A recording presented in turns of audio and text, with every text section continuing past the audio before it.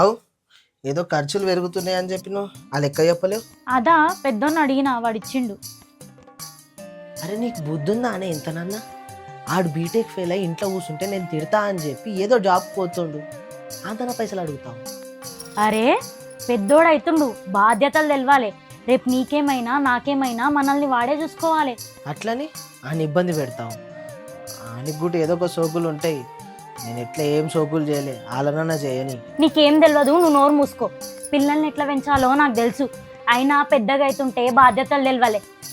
నీ అమ్మని నిన్ను చక్కగా పెంచుంటే నువ్వు ఇట్లెందుకుంటుంటివి? మా అమ్మ నన్ను దాకా నీకు పొద్దుపోదు కదా. అవునే, నాకేం తెలియదు, అన్నీ నీకే తెలుసు సరేనా? అవును నాకే తెలుసు. ఏంది ఏమంటావు ఇప్పుడు?